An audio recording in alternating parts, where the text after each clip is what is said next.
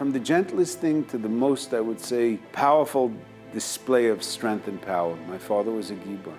When people gave up, that's when he started. Anything that he felt was Avodas Hashem, you couldn't stop him.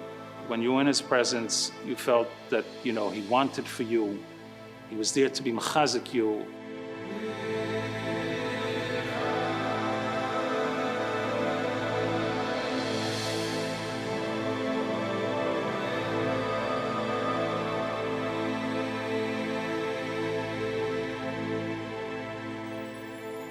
My father was a ben yachid.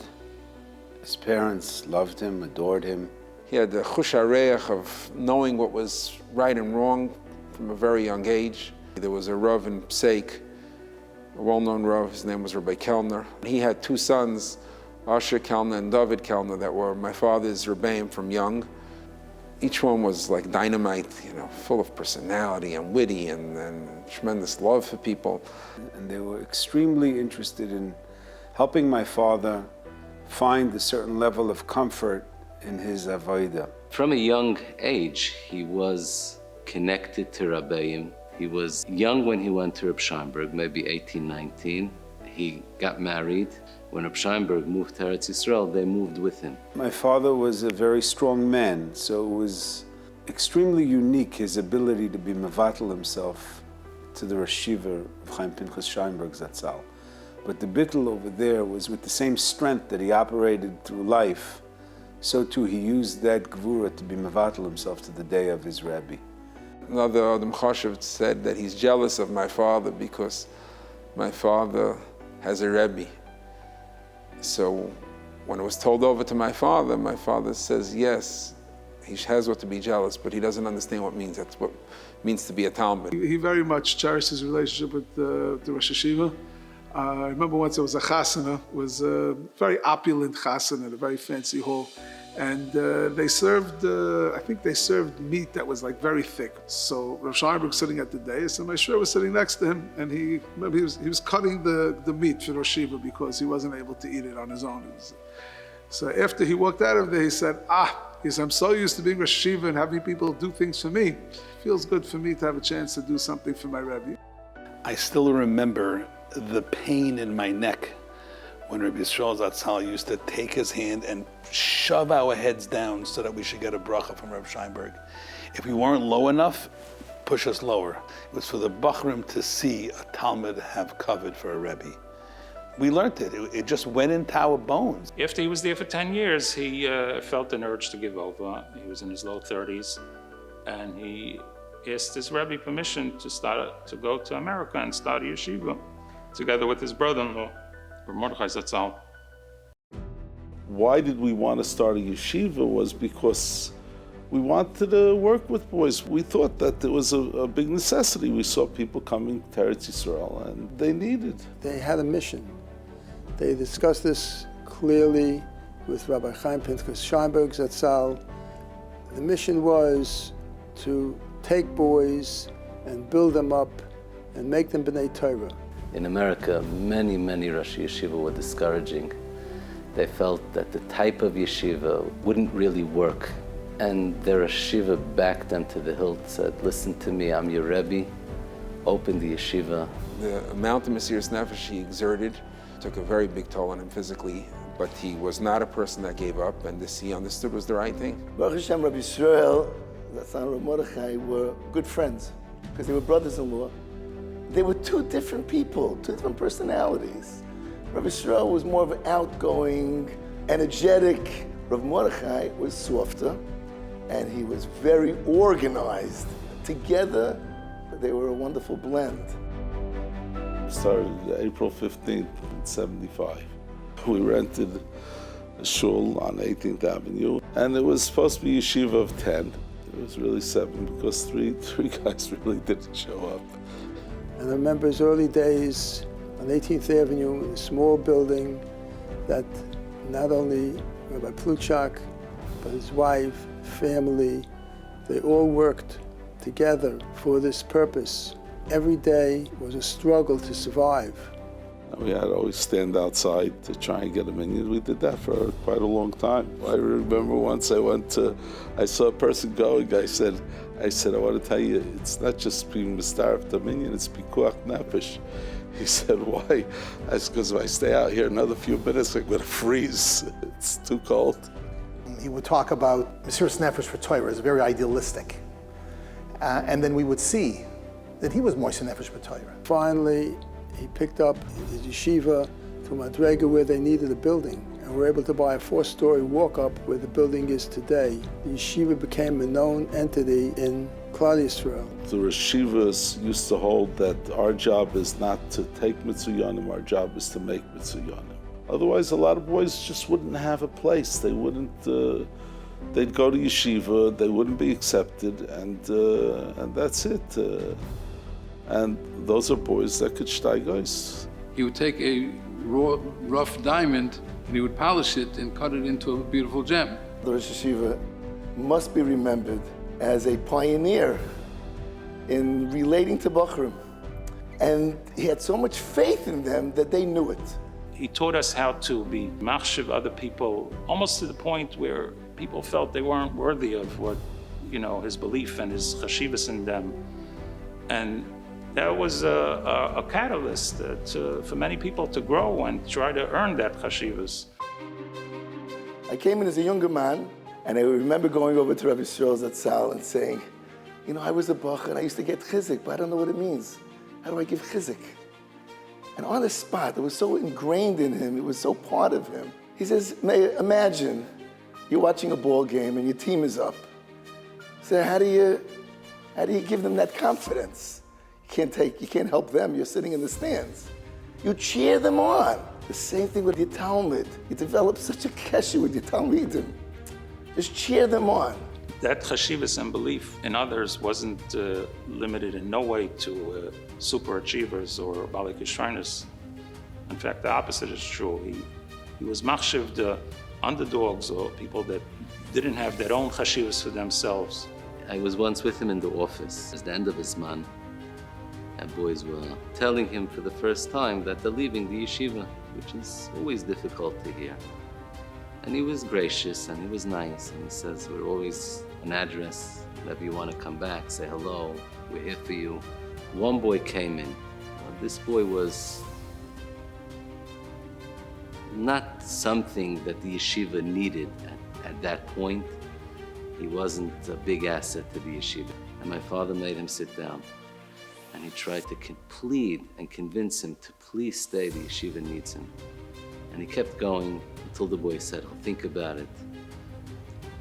When the boy left, I asked my father, if anything, you should have put that pressure on the first 5 boys, not on this boy. He says, I know.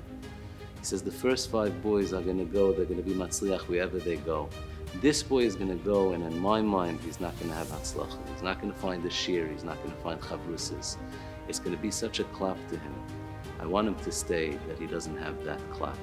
He didn't give up on me.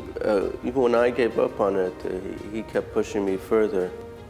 He always inspired me to grow better, work harder. I came from a home that I didn't have any money, and it was time for me to start shidduchim. I went over to Rabbi Yisroel. I said to him, listen, I have to leave the yeshiva. I couldn't financially do it. So we made up that,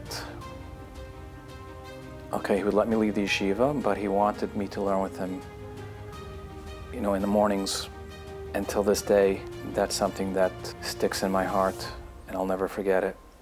Our Rosh Yeshiva, who at that point where he was running yeshiva of 100+ students, took out his time to make sure that I would be involved in Torah even though I went to work. His signature move at every chasna in those years was doing a headstand on a chair. And it was moiridik, it was mind-blowing. He was a gibar, but he was a gibar in physical strength, and he was a gibar in his kaiches and in telling people what to do and how to do it. When you say gvura, it sounds almost like a person who's willing to fight. That's not what I mean. What I mean, gvura was what he did with, I would say, 100% conviction. There was such a confidence in his opinion and his decisions, and it had to be from Torah. He wasn't afraid to take an unpopular position. He wasn't afraid to talk his mind. There was an older bacher who had some money and was a tremendous chayv of yeshivas. The Ohr HaChaim also was a beneficiary of his kindness. He died suddenly. He was 40. He had a massive heart attack, and a lot of people came to his levaya.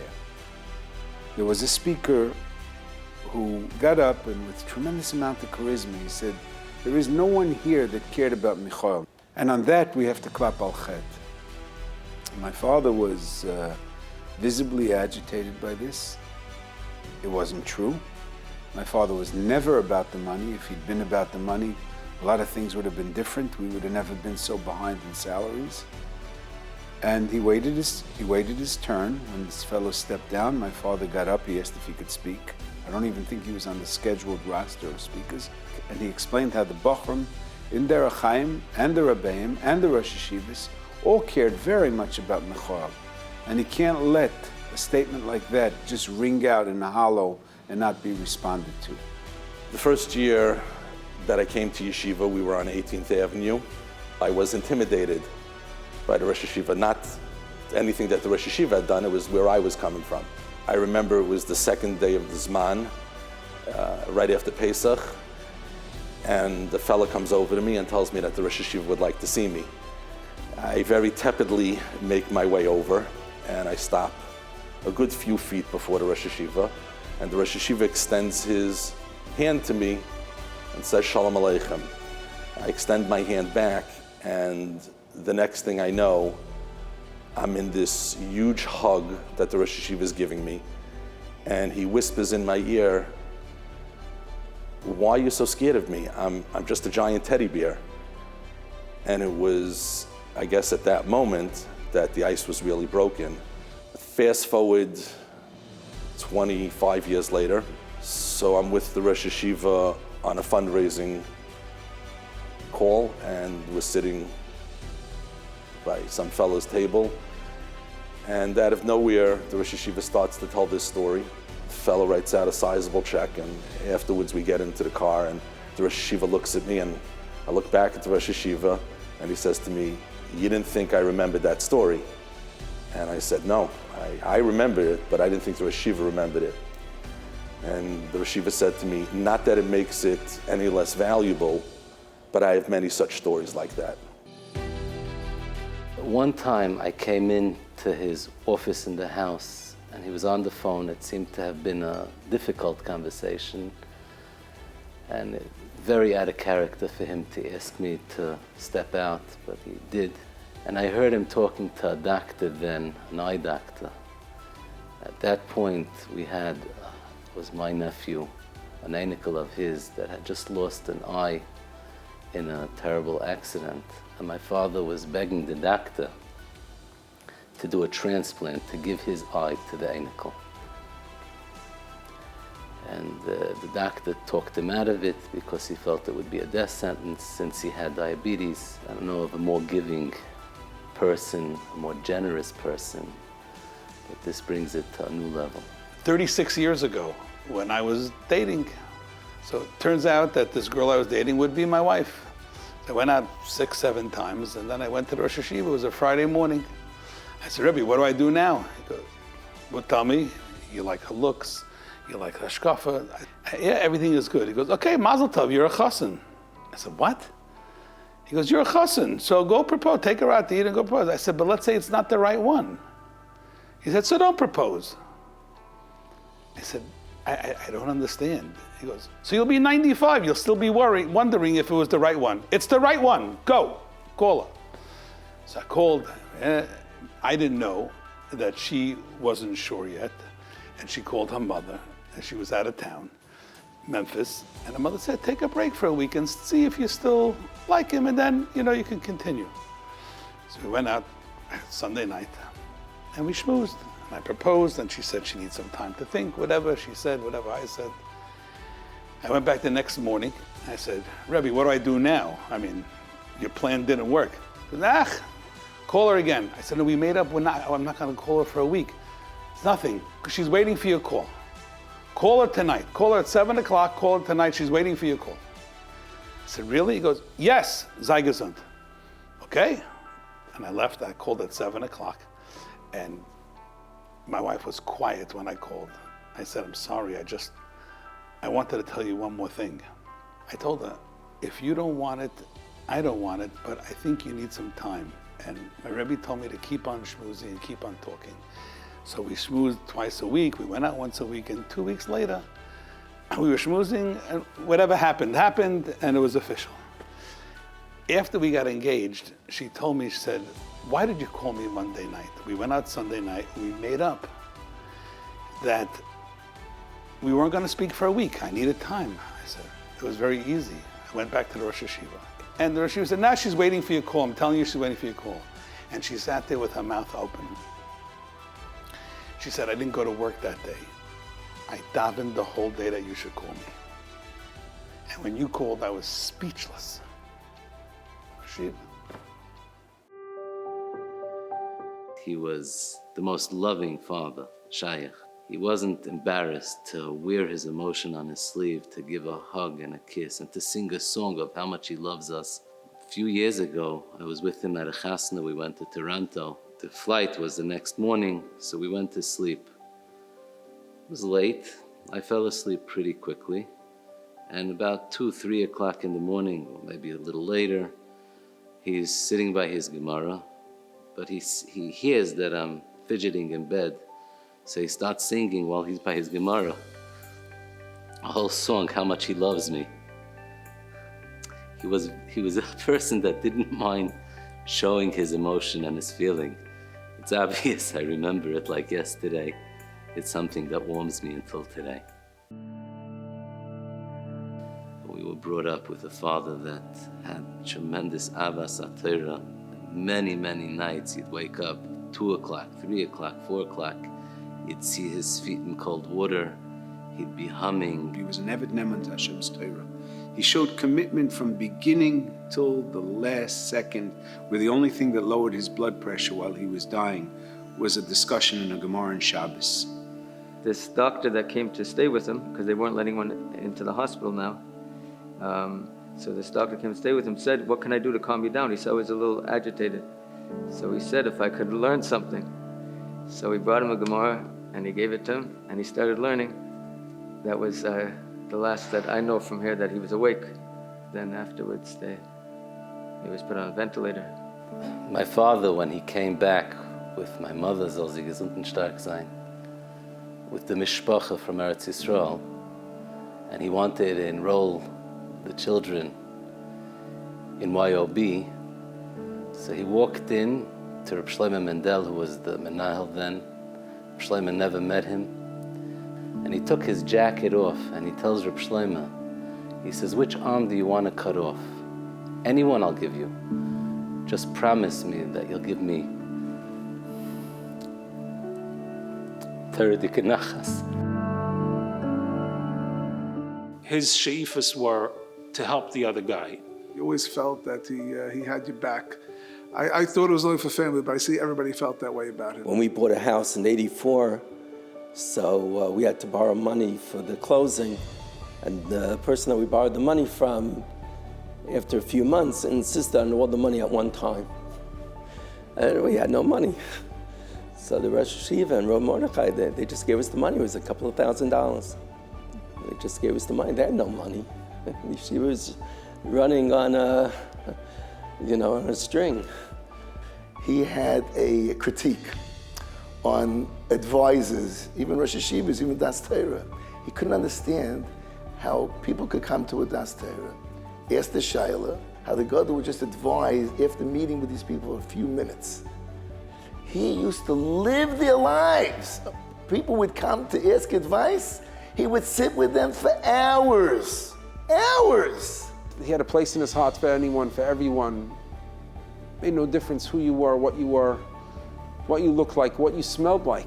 It didn't make a difference to him. He was a person that someone told me that years ago, many people tried to be makar of him, and no one was able to get through to him. He says he happened to have been in the same place where my father was for a Purim. and some Yerushalmi Yid walked in inebriated, shikr, and he threw up all over the place. And my father, who didn't know this person, got up and he cleaned him up and cleaned the whole mess he made up. And this Friar Yid came running over to my father. He says, "Do you know this man?" And he says, "No, not at all." "So why are you cleaning him up?" He says, "Because he'll go home to his wife. It'll be dirty. It'll be somewhat, she'll have a distaste from it. I don't want a Yid to go home to his wife in this manner." And he says, then and there he became frum. Because he saw such a Abbas Yisroel from a person that didn't know a different Yid, but he cared. And like anyone knows, my father was physically very strong. And he once went to a gym, or he met this fellow that was extremely strong. I think he was able to deadlift 400 pounds. And he was taken by this fellow's Midas Taivas. The fellow told him that he's not religious, he doesn't believe, he's atheist. So in my father's mind, he couldn't imagine someone with such beautiful Midas shouldn't be a Maimon. My father, he was a yeshiva bach, so he challenged the guy, "Listen, put on tefillin for a few weeks and let's see if you could still tell me atheist." And a few weeks later they met and my father says, "No, so do you believe?" He says, "No." He says, "Are you wearing tefillin?" He says, "Yeah." He says, "My father didn't believe it." He couldn't believe that someone's wearing tefillin and he's still atheist. So after him pushing the guy a few times, he says, "You're right, I just told you that I am, I don't want to make you feel bad." So my father got on his case and didn't leave go. And eventually he started wearing tefillin. And eventually this guy became a frum Shema Torah Mitzvahs. He went on to teach in the public school in New Jersey, I believe. And today he lives in Eretz Yisroel. He has a beautiful family. He has children who are Rabbanim. At various times, the Rosh Yeshiva sort of mobilized his entire family to help me and my family. This is not just an individual case that the Rav took a special interest in me. I mean, this is just the standard for how the Rosh Yeshiva Zatzal operated. He was so real. There wasn't a fake bone in his body. When he came towards the end of a rough trial where he went through a lot, and the yeshiva was very down and out as far as funds, he came to me and a few others, and I said, "How much does the yeshiva need? What's your budget? What do you need?" He says, "Well, I haven't paid the Rebbeim in a certain amount of months, and I'm really behind, and it's coming to a juntiv." And for example, he would say, "We need," in those days, let's say it would be approximately $25,000. He would never say, "I need $25,000. He would say, "Let me get back to you." He'd call me back and he'd say, "I need $22,424.88. The Ehrlichkeit came through so clear that with that approach, he took on the Torah, he took on teaching his Talmidim with an Ehrlichkeit, with sincerity. He always wanted to put people at ease. He'd be joking and he'd be jovial, even if he wasn't in the mood, to make people feel comfortable. As a matter of fact, when he went into the hospital right before he died, I had a friend that's a doctor that was able to slip into the hospital. And he was with him the whole time. He says the whole time he was relaxed, he was making jokes to make the nurses and this doctor that was with him, make him feel comfortable. And when he was being put on a ventilator, and my father understood what that meant, he smiled and he says, "Don't worry, do what you have to." HaKadosh Baruch Hu looks at us and he says to the Malachi Hasharis, "Chazu, Chazu, Bonai, look at my children. The Meshachim B'Sara Deloin, all their tsaras they forget. V'askin B'Simchas HaTorah, and they're Isaac in Simchas HaTorah." And he left us so suddenly. Who am I going to ask if I have an important question? Unfortunately, I know the COVID virus took away such a special neshama. But I'll never forget him. How could it be? He went so quick. It was very little warning. The Rosh Yeshiva, Zeichat Tzadik Livrocha, was a Malach Hashemahu because he left us without the opportunity for us to thank him again and again, as we would have done had the time not been as it was at this point. I know that in Shemayim, Rabbi Yisroel Zatzal and Rav Mordechai Zatzal are being Melitz Yosha for the yeshiva. It's their payers, it's their baby. Kanai Nahara, so many Talmidim had come out from those that perhaps would have never believed in themselves if not for the Rosh Yeshiva. These are ilamis al gabe ilamis al gabe ilamis al gabe ilamis that these individuals built. The DNA is gone. What's here is their legend. That's the biggest chus, to continue someone's work on the mahalach that they continued. And I think he has a great nachas from the mahalach that the current Rosh Yeshiva and the Anholas Yeshiva are running the yeshiva. Seeing the mishpacha continue in his way, that's a very big nechama. Seeing the yeshiva going on, being matzliach. The vision that his children have, they will, Be'ez Hashem, also keep the yeshiva going together with the mishpachas Rennert, and not to leave out my Shviger soll sein gesund, who stands and stood all the years by his side, who Baruch Hashem also carries the same vision.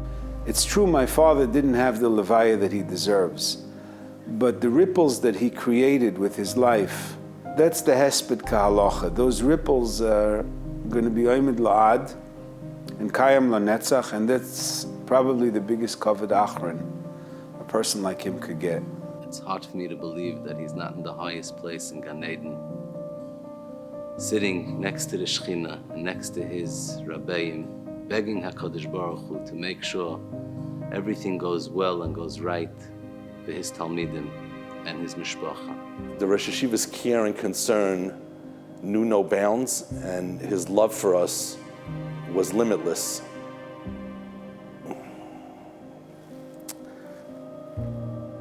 That's gone now.